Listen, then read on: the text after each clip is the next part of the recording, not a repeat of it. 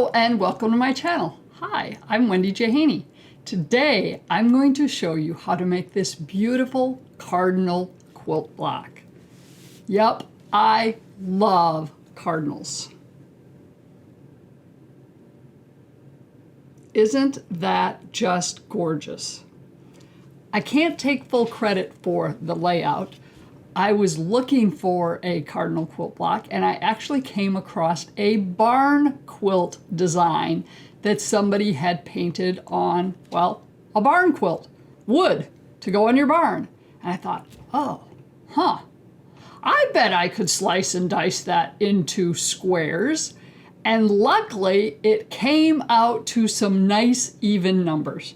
Granted, I'm not particular in working with 2.5-inch squares a lot, but that's okay. This has lots of half square triangles, which are easy. This turns into a 10-inch finished block. It is actually a 5 by 5, which is kind of unusual, but what we're dealing with is 2-inch finished squares everywhere. So you're working with 2.5-inch unfinished squares. So this unfinished block is 10.5 inches. Okay, with that said, I'm like, should I do this and just teach you how to make one block? Or I'm going, what would you do with just one block? Me, I started looking at it and going, ooh, cardinal, this could make a cool table topper or a table runner. So I'm going to show you how to make 4 of them essentially at a time. I'm giving you the numbers to make 4 of these blocks. It is very easy for you to translate this down and go, no, I don't need 4 blocks and I just need 1. But based on how we're going to cut out our half square triangles, for example, we need 1, 2, 3, 4, 5, 6, 7 green and cream half square triangles. Well, I ain't making them 1 at a time or even 2 at a time. I'm going to make them 4 at a time. Yes, I know that's going to give me 1 extra half square triangle per block, but what the heck? This is fine. So that is what we're working with. Okay, so with that said, what we're dealing with is I'm working with a creamy background, a green, a dark green, and then my brown for my branch. And I've got our pesky 2 flying geese here. One with a yellow for the beak and, well, I suppose, I don't know, the other part of the beak on the inside is black, a black and dark red flying geese. And then for the cardinal, I have 2 tones. I have a lighter red, a medium red, and a dark red. After I got done, I thought, should I have gone with a little bit more contrast between the dark and the medium red? But the more I looked at it, I thought, no, I like it the way it is. So you choose how you want the differentiation between your 2 reds, because we do have 2 different reds in here. So, cream. We've got 1, 2, 3, 4 squares.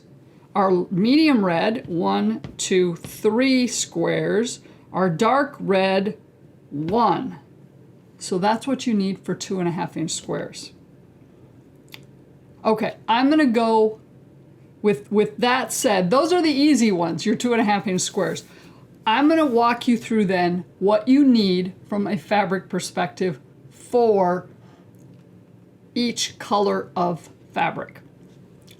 So our green half square triangles, our green and cream, I'm making them 4 at a time. So I'm going to need 7 4.25-inch squares of my green. And my cream, I'm going to need 15 4.25, because I'm going to use that cream for some other half square triangles in here also. I'm also going to need, as I indicated, my 4 2 and hang on. I'm going to pull this sheet of paper that's got my cheat sheet in here. Cheat sheet in here a little closer because, well, I should have made the text bigger. So our cream squares, you're going to need, and remember, I'm talking about for 4 blocks. You're going to need 16 2.5-inch cream squares, and you're going to need 4 2-inch squares for our flying geese. And I am using the wing clipper tool to make the flying geese. And you'll need, we've got this one pesky square over here that is a 1/4 square triangle. And for the cream, you're going to need 2 3.5-inch.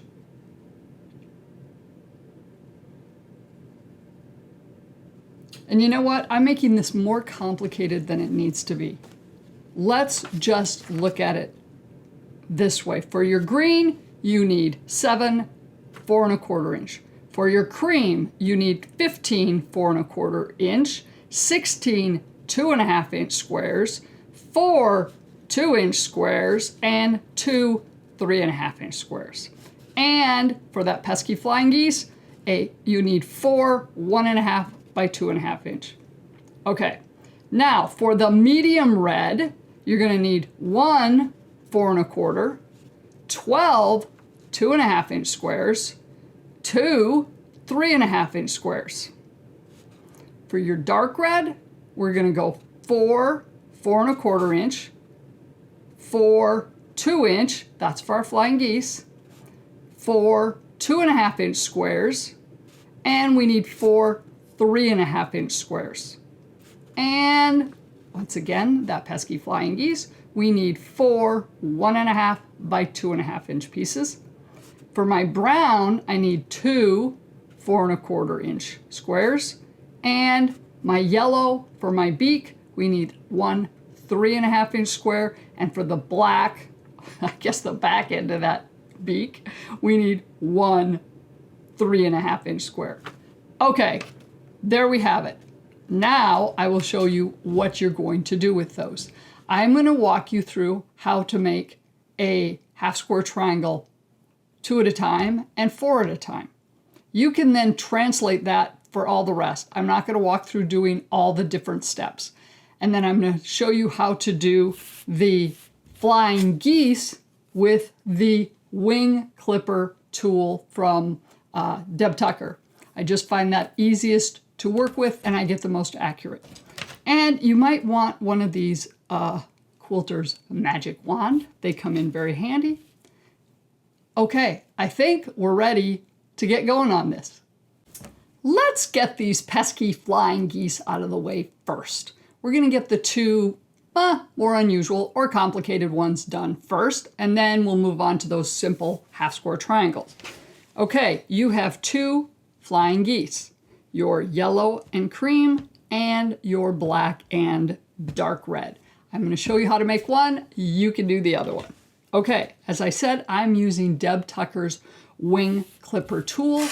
And the cool thing with this is, guess what? It makes 4 at a time. So if you're working along with me and doing 4 blocks, do it once and you got your 4. So it's really nice. Also, she has instructions in here that indicates what size squares you need to cut.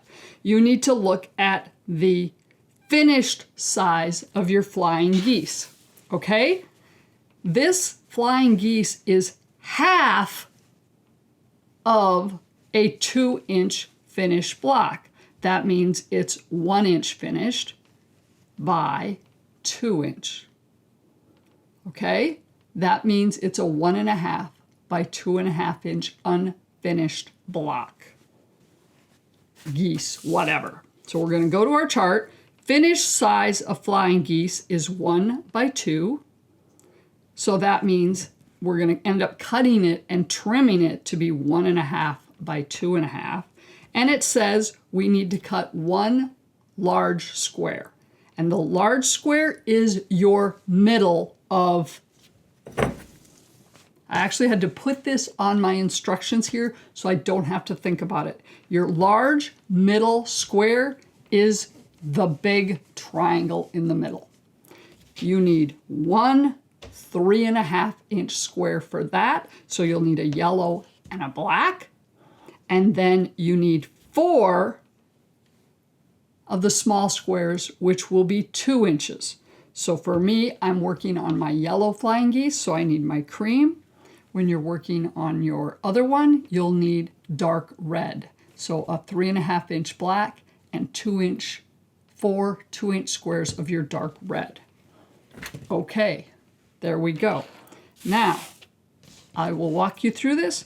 Key thing is follow the instructions with the ruler. Makes it very easy. Okay, right sides up for your large triangle, and then you're going to put your little squares, I just said triangle, large side up, right sides up of your large square. Wow, I need help with my, forms. Square, rectangle. I watched an old video and realized I was calling something a triangle when it was a rectangle. Age. It's a bummer sometimes. The key thing, and I've said that before, the key thing, an important note she has in her instructions that you want to pay attention to is this works out much better if you don't put this little square right up. Don't put it exactly in the corner. Keep it about a 1/16 of an inch towards the inside. And yes, I've discovered when I don't do that, I have more problems having this being accurate and having enough room to make my adjustments and trim. So, get that in there about a 1/16 of an inch. Okay, well, it's being pesky on me. Okay, and this one I'm going to nudge it in a little more. Sometimes I'm ultra conservative. It's a balance, and you're going to kind of figure it out. Sometimes what I've done is when I've ended up with 4 perfect ones, I take a picture before I cut them and go, oh yeah, that's the amount of room I need. Now, you don't have to have this ruler, but this ruler's handy dandy. It's the Quilter's Magic Wand. Oh, look at there. It's from Studio 180 Design also.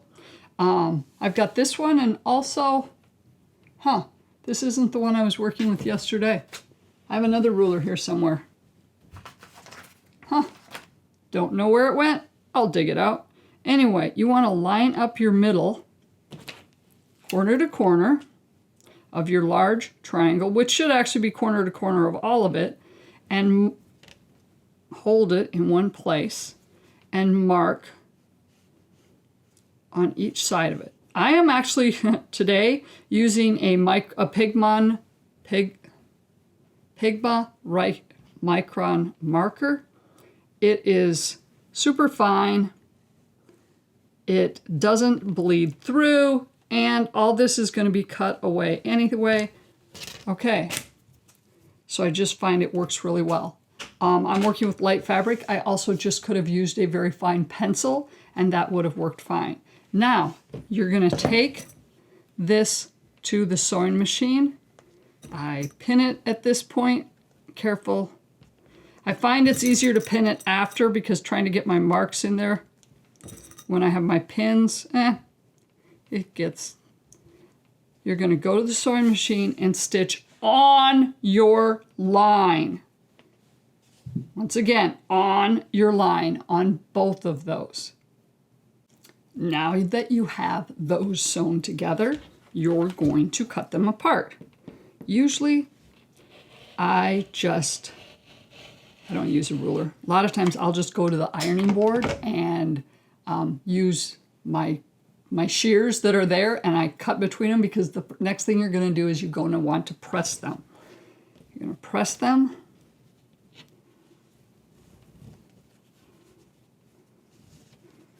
And yeah, it's funny when you're going to end up with lots of little fuzzies all over the place. I usually press to, yeah, I usually press to the smaller triangles, no matter what the color is. It's funny when you're doing this. Anyway, follow the instructions. Okay, we're going to pretend that that is pressed, because you really do want to press this before moving on to the next step. Then you're going to take your, and I really hope I did those right sides down. So I did. It's that type of fabric you go, oh crap. Now you're going to take your other squares that you have left and you're going to put them in this spot. It's really kind of obvious because there's no other places to put it. Once again, leave about 1/16 of an inch around the edge. You're going to do that. Get your magic wand again. And in this case, you're going to match up the center from, yeah, your triangle point there at the top and your triangle of your square, your bottom corner of your little square. And you're going to mark that.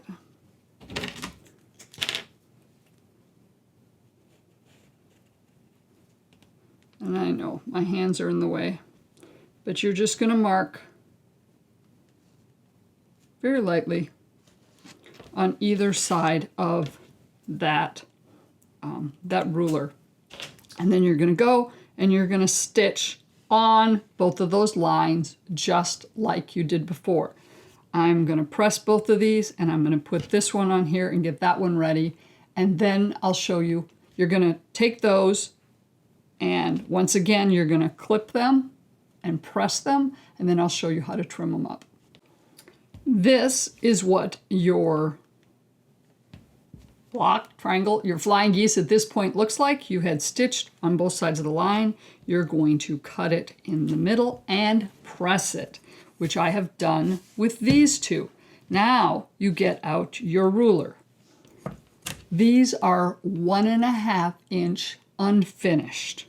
So you're going to find the 1.5 inch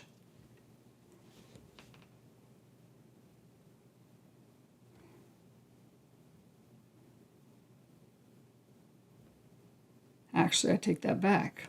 Yes, they're 1.5 by 2.5 inch unfinished. So here is your 2.5 inch. So you want that on the edge of your flying geese. And that all should line up where you've got an X right here in the middle where your seams intersect. Your 1.5 inches down here at the bottom, and the edges should intersect right with your seams and your 2.5 inch here. And if everything got laid out well and your seams were good, you have enough to trim all the way around.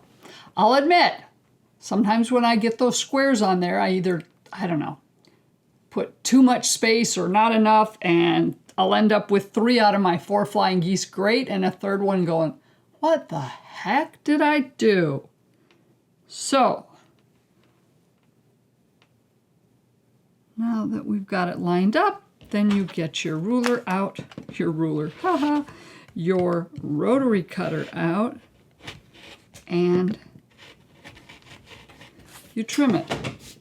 Wow, that was really, I'm thinking my rotary cutter needs to be replaced because I replaced these blades just the other day in preparation for this video.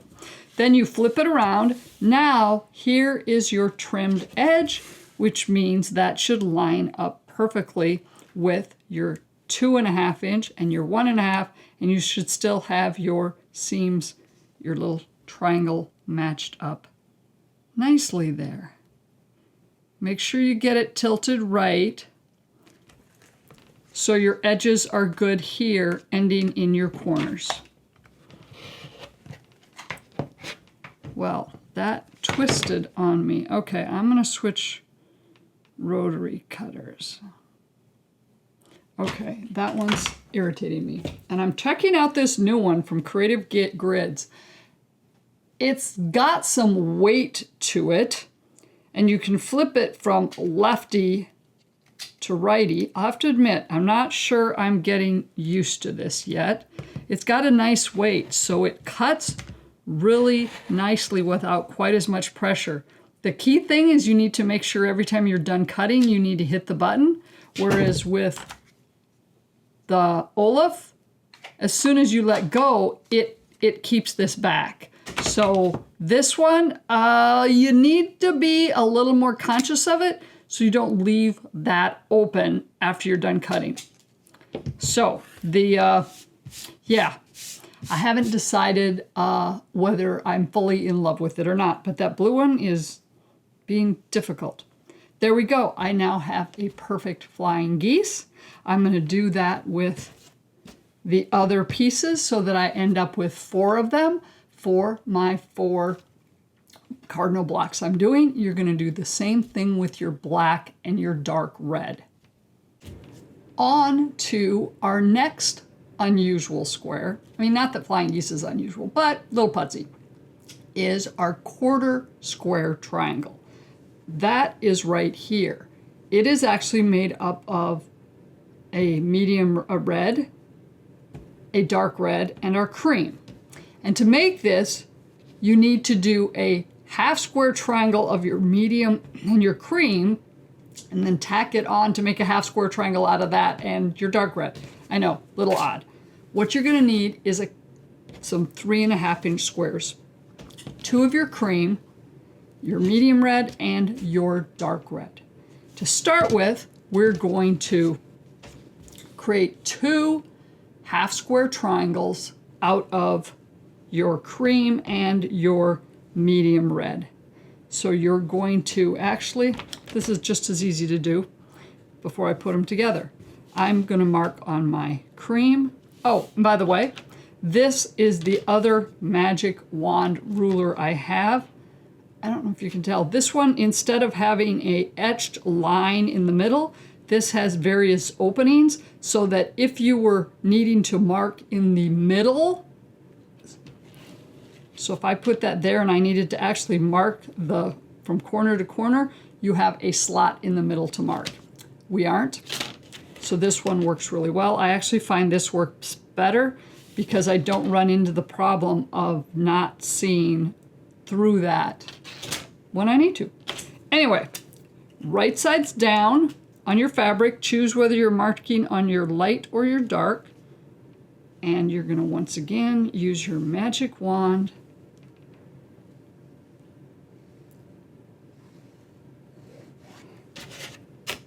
doing your lines off from the center, 1/4 inch from the center. You're then going to put right sides together, your medium red and your cream. You're going to go to the sewing machine and you're going to stitch on both of those lines that you just drew. And then, as we always do, we cut in between the lines.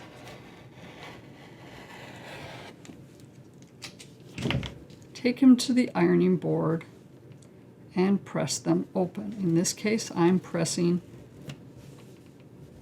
to the red side. Okay. You're going to end up with 2 of these.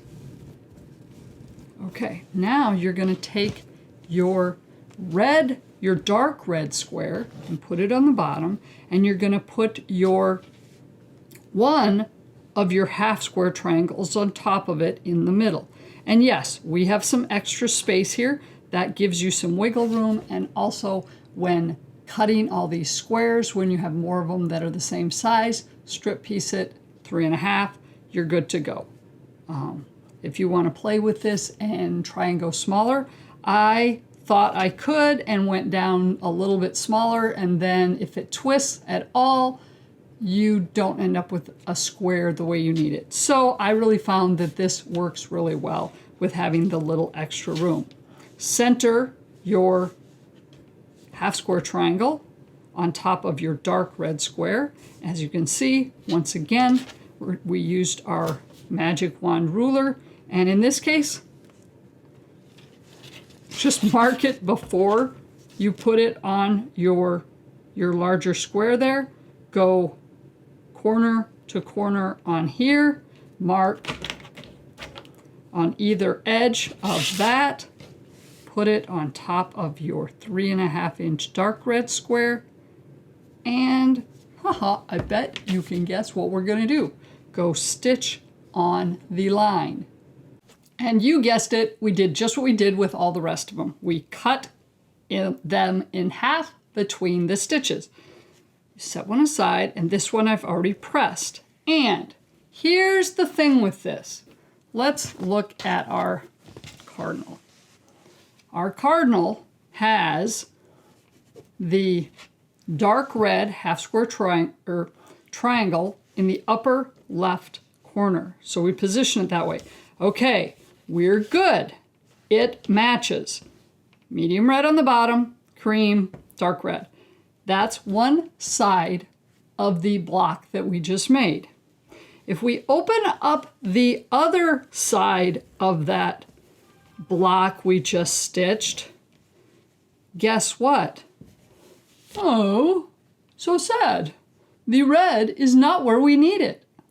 So, sadly, with this method of doing things, you're going to end up with a block like this that you are not going to use. Yep, it's wrong. It's not the way we need it. So you're just going to set that one aside. And for each block, we only need one of these. And I misstated before, you need just one dark red square, one medium red square, and one cream square to make this. Okay, and then you're going to end up with this one that, you know what I do with these? Obviously, I'm making lots of things that I'm showing you how to do and I'm not going to use. They get thrown in a bin. And someday, they may get used somewhere. But be aware of that. You're not going to get two of these squares that are correct with this method. Okay, now, look, it's a little big. Yeah, we need to trim this baby up. Where's my ruler? Okay, I've got a 6.5. Okay, and as you can see, this is quite a bit bigger than you need. I used some measurements from somebody else on the sizes. This works. I decided I wasn't going to try and finesse this down to something smaller. Here's the deal though. When you trim this up, you need to match a few things because you have this line here. You want to make sure that when you trim it, your corner hits a corner. And the same with this. So I put my square here, my OmniGrid. I love it because I've got my angle here that's going to make sure that if I put that on the large angled seam, we're good. Then I need to slide it and shift it. And this is where having it extra big helps because I need to get my 2.5 inch mark that I'm going to trim right at the intersection there of that point. So you're just going to need to slide it a little and keep this on your seam. And oh yeah, that medium and dark red. Okay, so that's that, that's that. So I'm, over here, I'm trimming off less than 1/4 inch. This, yeah, I got about 1/4 inch I'm trimming. So it's just kind of one of those things. We're going to trim up. Okay, flip it around. And this time, whoops, come here. Get that out of the way. Get your angle on there. In this case, you should be able to line your 2.5 inch all the way around the edge there. Yep, and I got plenty of room to trim. But as you can see up here, I'm not trimming a lot. It's just that extra big square on the outside. This works. I would much rather have things a little oversized for trimming, then finding that I've cut things too close and it's gotten twisted and I don't have enough to trim it accurately and still have my good points. So there we go. Now we have our quarter square triangle. Now we're going to move on to our half square triangles, and I'm going to show you how to make 2 at a time and 4 at a time. In doing the quarter square triangles, I showed you what you needed to do 1. You ended up with 2 quarter square triangles, and one of them you don't need. So if you're doing the 4 blocks like I am, you will need to repeat that process 4 times to get 4 correctly positioned quarter square triangles. And then 4 of them you're going to put in your stash and, I don't know, figure out where to use them somewhere else. Now, I showed you how to make a half square triangle 2 at a time. The brown, you need 2 half square triangles per block. So if you happen to be wanting to do only 1 block, this is a perfect method for that. If you want to do 4 blocks, you could still do this and duplicate it twice, or just do my next method, which is making 4 at a time. So for 2 at a time, we're going to start with a 3-inch square. I've got a 3-inch square of brown, a 3-inch square of my cream. You do your marking, as we already did. Blah, blah, blah, blah, blah.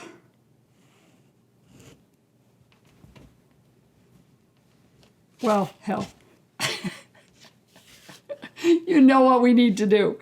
Okay, you're going to mark it, you're going to put your right sides together, and you're going to stitch on the line, and then you're going to cut in the middle.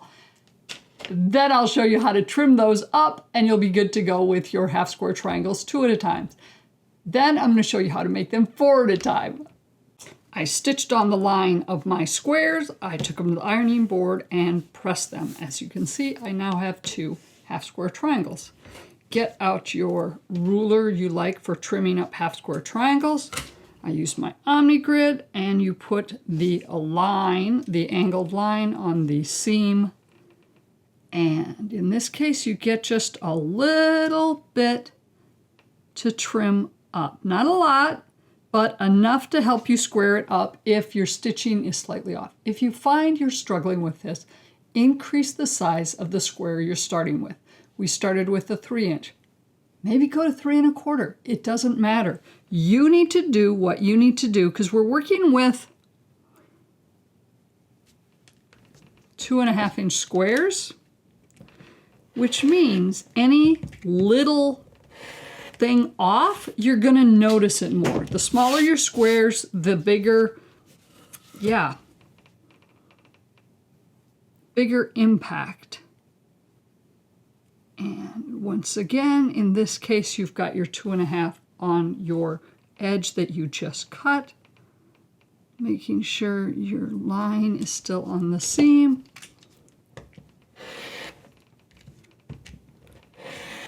There we go. And you're going to do that with both of them, and you have 2 half square triangles with that method.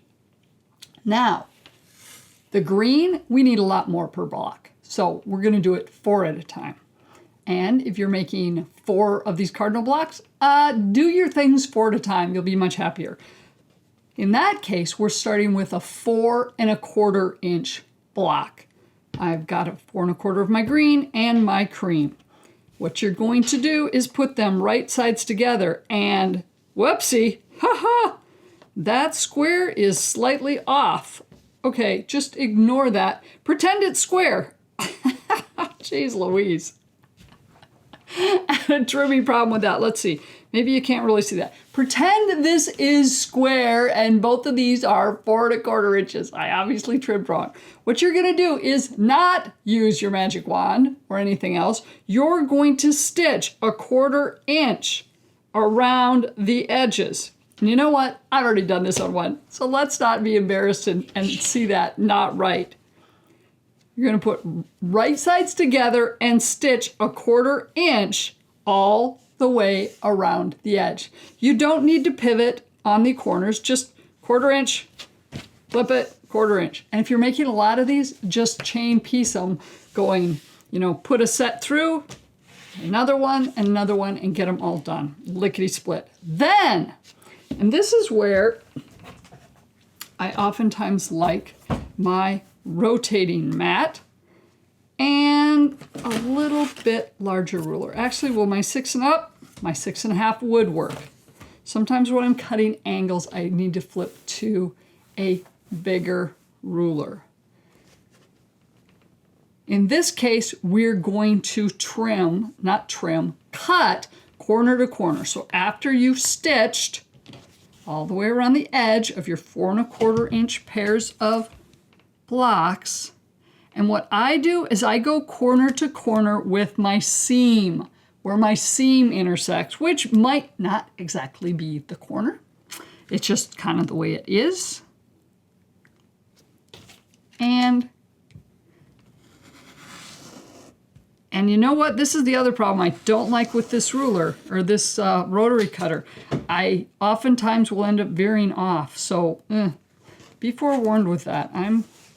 Jury's still out. And then I just rotated my mat because now we're going to cut the opposite direction again. So you're cutting a X in this square.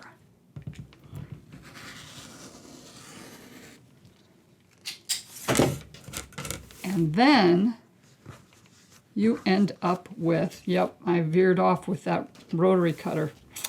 You're going to end up with 4 pieces. And guess what those 4 pieces are? Those 4 pieces are your half square triangles. And you're going to want to, I finger press them. You're going to take them to the ironing board and you're going to trim them up, just like we trimmed up the other squares. And in this case, yep, you just get a little room to trim. Get your angle.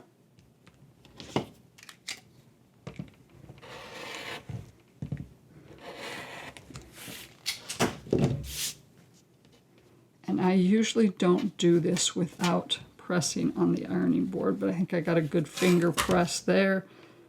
And now you've got your 2.5 inch over here and here. Keeping your angle accurate still.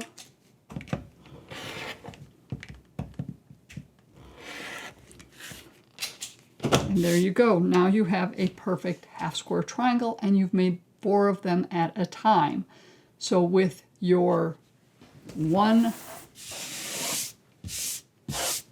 cardinal block, you need 7 of them. So you're going to need to do this twice and you will have enough for 1 block and 1 little half square triangle left over. But if you're making all 4 squares, all 4 blocks, then you've got plenty left. Okay, now it's time to start putting things together because you've made your flying geese, your quarter square triangle, we've got our half square triangles, and I showed you how to make half square triangles 2 at a time and 4 at a time. You're going to need to make them for your green and cream, your dark red and cream, and your red and cream, and we did our brown. Get all of those done so you at least have what you need to put together the block. And I'll show you how to put it together. Now we have all those little pieces together, and now we're ready to put them together into our cardinal block.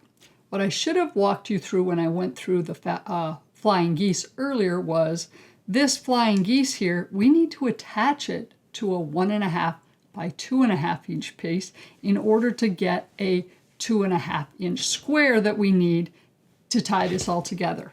So you're going to do this with both your yellow and cream flying geese with a cream block, well, a cream rectangle. And in this case, I'm going to show you with the black and dark red flying geese with a dark red rectangle. You're just going to put them right sides together. This is really pretty easy peasy. I would suggest though that you put, when you stitch this, stitch it so you can see the seams. Because in order to get this nice and accurate, and you know what? I'm going to admit right now, these are putsy, they're little, and it doesn't take much to get them off. If I pin them and they're just slightly off and I open it up, that 2.5 inch square is going to be off. It's like, oh. So with that said, you do end up with a perfect size flying geese. So I suppose you could make your rectangle a tad larger, maybe 1 3/4 inches by 2 3/4 inches, and then trim it down. But let's not go there. Hopefully you don't need to do that. But here's a nice little cheat, because getting this accurate is important. I did it, and sometimes I was spot on, I was good. And other times it's like, oh, I gotta rip it out. So, in this case, I have a Soline marking pen, chalk pen that is white, because I'm dealing with a darker color. With my other one, I was able to use my Pegma marker. And yeah, mark your 1/4 inch seam. Instead of relying on your sewing machine and accuracy, and it's a little bulky here, which has a tendency to skew things. Go ahead and mark your 1/4 inch. Your 1/4 inch seam that you're going to stitch should intersect perfectly with that seam of your corner. You want your stitch like 1 thread length towards the outside. So what I did was I just marked it. And you got to hold that down really tight so your fabric doesn't stretch or move underneath it. There we go. There's my stitch line. And then I'm going to put this on here, and you're going to want to pin that. And this is also tricky because sometimes when I pin, things shift. Okay, pin it, flip it over. Okay, are we still all lined up and not askew? Yes, we're askew. So we're gonna adjust that a little and try pinning it a little nicer. There. Now I'm happy with that. I have my line that I'm going to stitch on, and I should be in a much better position. So we're going to stitch on that line or stitch a 1/4 inch, whichever you prefer. Then, when you take it to the iron and press it afterwards, you should not have lost your corner there. It should be nice and sharp, and this should be 2.5 inches, or pretty dang close. That one is pretty sweet. That one is good. My yellow, actually that one looks pretty good too.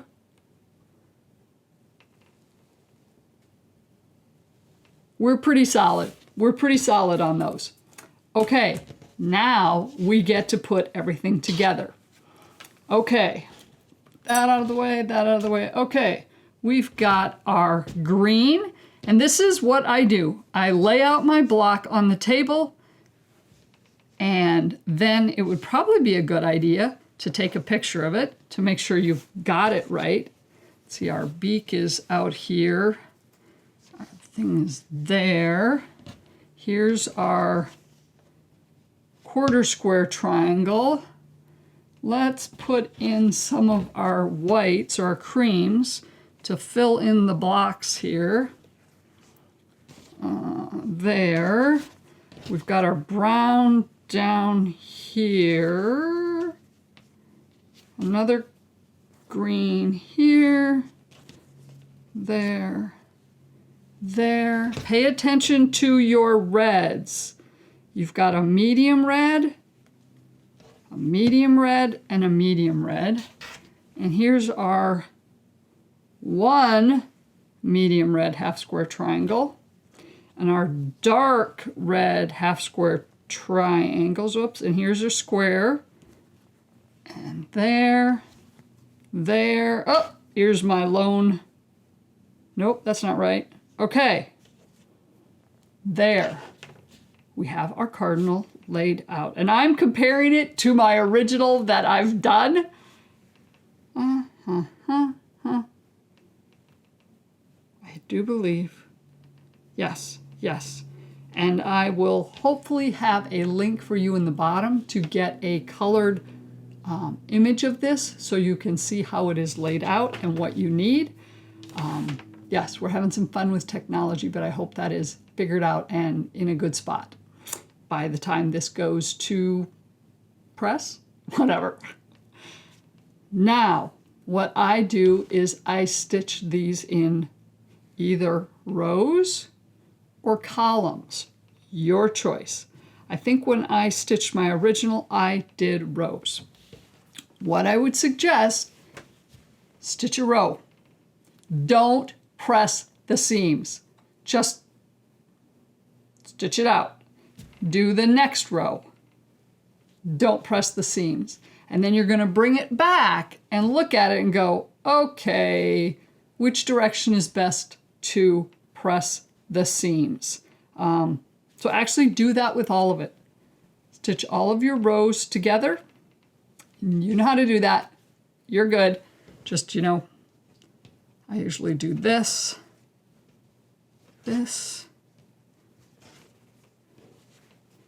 Key thing is, when you do that, pin it so you know which side you're sewing on.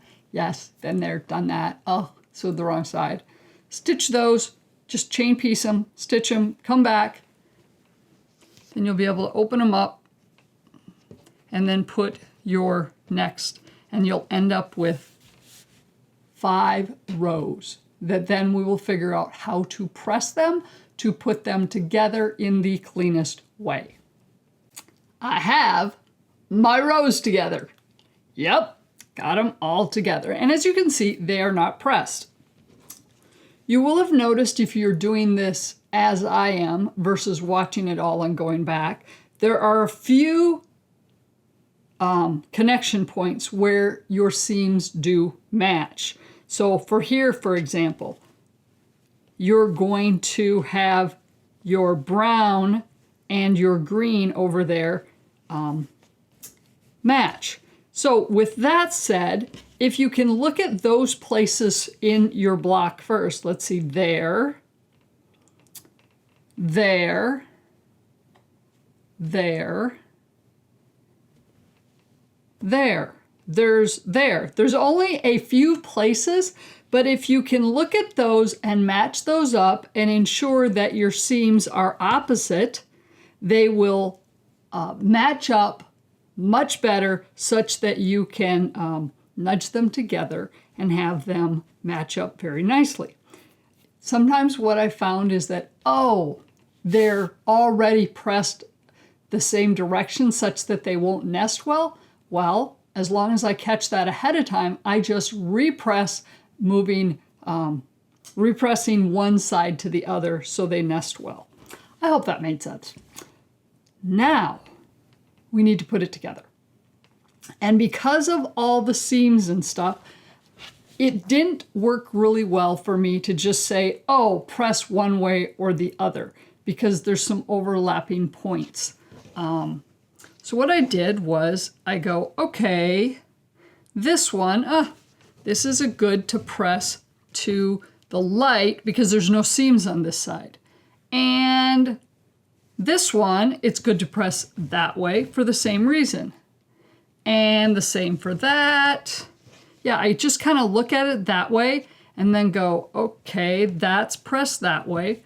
Press this way. That's pressed that way, so I can press that way. The connection point for my flying geese here, that is quite a bit of bulk. So what I did was actually pressed it open. See that? Yeah, I pressed that one open. I found that worked the best for those. And some of these other places, as you're looking at it and you go, okay, we can do that that way and this way. And if you discover that there's a few places that, oh, it's going to get really bulky, press your seams open. Or for that matter, if you want to press them open everywhere, go for it. It's not really straightforward to say always press one way or the other with some of the bulk. So that's what I did. I kind of played it by ear, pressing as I went, and it went fine. Let's see, how did at first I tried to pinwheel some stuff. Okay, that works there, but then not there. And eventually, as you can see here, I just got to the point where I pressed them all open and it worked just fine. So you may want to press to the direction that makes sense for each row, and then sew the rows together and press them open. Use your best judgment that what works for you. Okay, I have two more blocks completely ready to sew my rows together and put it together. And one more, I need that one more pesky quarter square triangle before I have my fourth block. So what we're doing is pressing, putting your rows together. When you got rows, put them together, and you're going to end up with a complete block. Well, I have my 4 blocks done, stitched and pressed. Oh, they are so pretty. I am pretty pleased with my colors. Now, as I mentioned, I'm thinking of putting these in a table runner. So if you've got a longer table, you could take all 4 of them and put some sashing and a border and lay them out, end to end. Yeah, that'd be a pretty good size one. Or just do 2 of them if you wanted. I have a round table, and so if I want to actually use it on a regular basis, I'm going to want something that is square. So we're going to do something with sashing, and I'm trying to figure out the layout. I could have them all facing, let's see, hold on here. Can we get it? There we go. All facing the same direction. Or I was thinking one side facing one direction and the other facing the other direction. Okay. Otherwise, yeah, and then they kind of follow each other. And then I thought, okay, what would it look like if I did something, I don't know, on point? I don't know. I don't know what I'm going to do with these. The other thing is, I don't want it to look like Christmas, even though we've got the green and the red in, which, heck, it's cardinal and it's green branches or green leaves. So I don't want it to say winter or holiday. So we're going to have to go jig through my stash and figure out what I can put together for sashing and a border. Stay tuned. Hopefully I will get something figured out soon and get it put together so I can get it in at the end of this video so it's all in one. Happy Thanksgiving, because it is Thanksgiving Day while I'm recording this. I hope you guys all had a wonderful Thanksgiving. It will be December by the time you get this video. And yeah, hopefully I will have figured something out and had it all put together. Take care, and thank you so much for watching. Well, thanks to a long weekend, I was able to get the table topper top done. It is not quilted yet, but the top is done so that I can show you before Kevin finishes the editing for this video. So we're sneaking this in at the end. What I did was, as I mentioned before, I didn't want this to go towards a feeling of Christmas by adding some kind of gold. 2 people, my husband and my neighbor, both suggested adding blue. That did it. And I had it in my stash that looked good. I added a little pinwheel of the blue and the yellow in the middle. I pulled in the yellow from the beak and put a 2-inch sashing in the middle I think it's a 1.5-inch sashing around the outside, a 1 inch or a 1/2 inch of the yellow. And then I debated. I didn't think I wanted more blue. So I threw the 2 reds up there. This is the red that really made it pop.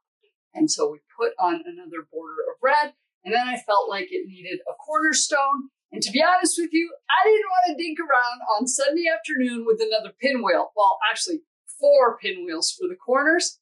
So we went with straight blue square cornerstones in the corners. So there we have it. Oh, and the layout I decided with is the cardinals' heads are in the middle and they just rotate. So the heads turn all the way around.